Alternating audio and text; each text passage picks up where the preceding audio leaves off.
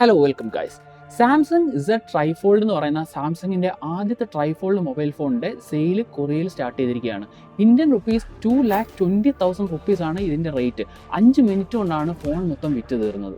ഈ പ്രൈസ് റേഞ്ചിൽ നല്ല ചൂടപ്പം പോലാണ് സാധനം വിറ്റുപോയിക്കൊണ്ടിരിക്കുന്നത്. ഇനി ഇതിനകത്ത് നമ്മൾ അറിഞ്ഞിരിക്കേണ്ട ഒരു വലിയ കാര്യമുണ്ട്. സാംസങ് ഇസഡ് ട്രൈഫോൾഡിൻ്റെ ഇന്നർ സ്ക്രീൻ റീപ്ലേസ്മെൻറ്റിൻ്റെ കോസ്റ്റ് എത്രയാണെന്ന് അറിയാവോ? അതായത് കൊറിയയിൽ $1,122 വരുന്നത്.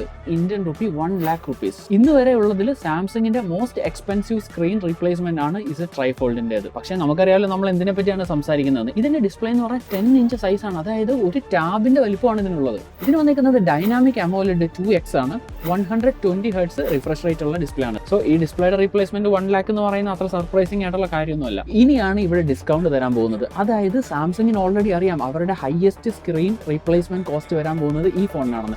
അതിനുവേണ്ടി സാംസങ് അവരുടെ കസ്റ്റമേഴ്സിന് കൊടുക്കുന്ന 50% ഡിസ്കൗണ്ട്, അതായത് വൺ ടൈം 50% ഡിസ്കൗണ്ട് ആണ് ഇതിന്റെ സ്ക്രീൻ റീപ്ലേസ്മെന്റിന് വേണ്ടി സാംസങ് കസ്റ്റമേഴ്സിന് കൊടുക്കുന്നത്. സ്ക്രീൻ ഡാമേജ് പറ്റിയിട്ട് ഈ സ്ക്രീൻ റീപ്ലേസ്മെന്റിന് വേണ്ടിയിട്ട് 50% ആർക്കെങ്കിലും വേണമെന്നുണ്ടെങ്കിൽ that's not a big deal for Samsung. ഇനിയാണ് ഇതിന്റെ കവർ ഡിസ്പ്ലേ, അതായത് ആ പുറത്ത് വരുന്ന ചെറിയ ഡിസ്പ്ലേ ഇല്ലേ, അതിന്റെ റീപ്ലേസ്മെന്റിന് വരുന്നത് $92 ആണ്. അതായത് നമ്മുടെ നാട്ടിലെ 8,000 റുപ്പീസ് ഉള്ളു. ഇന്നർ സ്ക്രീൻ വെച്ച് നോക്കുമ്പോൾ ഈ 8,000 എന്ന് പറഞ്ഞ ഒന്നുമില്ലല്ലോ. സോ ഈ ഡബിൾ സ്ക്രീൻ ഫോണും കൊണ്ട് നടക്കുന്നത് is the most complex and expensive thing these days.